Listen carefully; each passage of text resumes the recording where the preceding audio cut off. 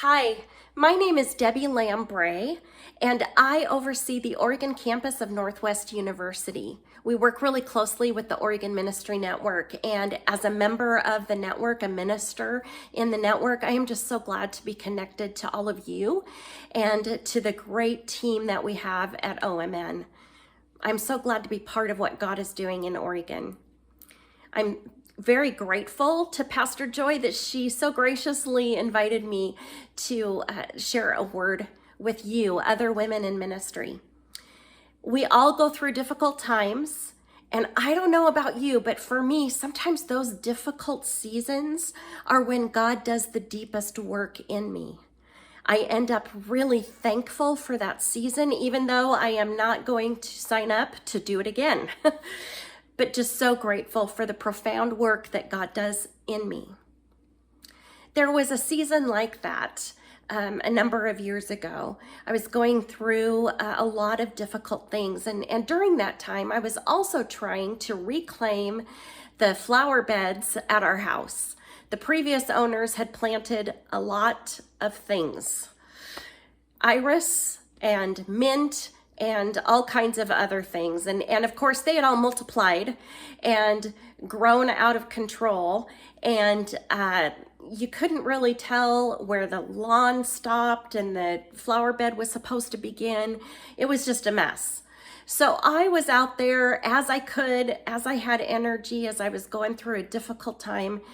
I would go out and I would rip up some of the mess that had grown in the yard.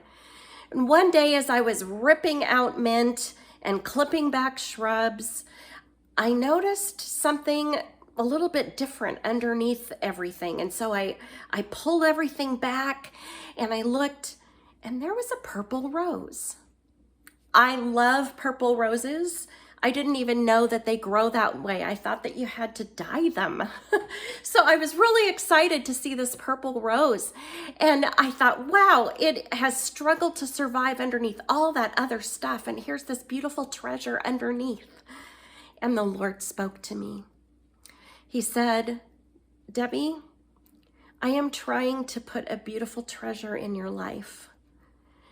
But you are allowing so much other stuff in your life that it's growing over it and crowding it out.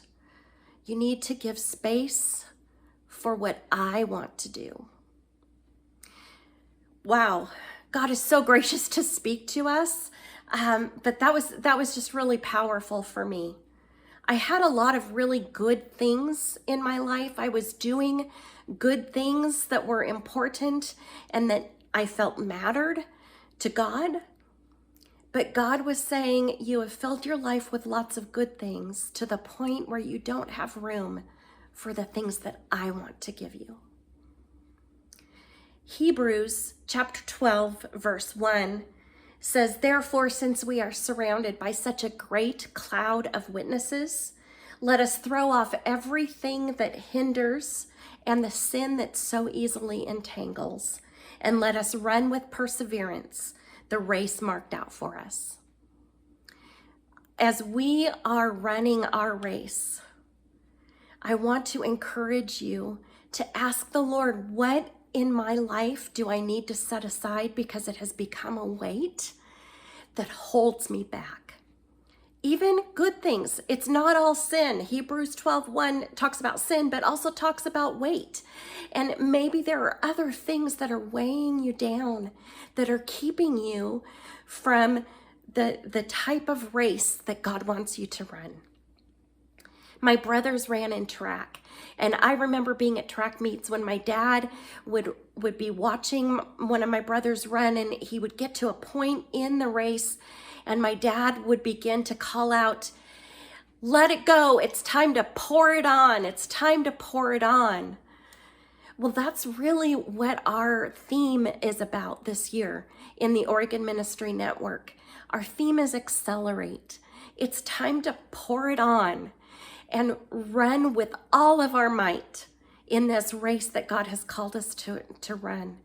I just want to encourage you today, is there something that's good but unnecessary that God is calling you to let go of so that you can accelerate your service for Him. Bless you.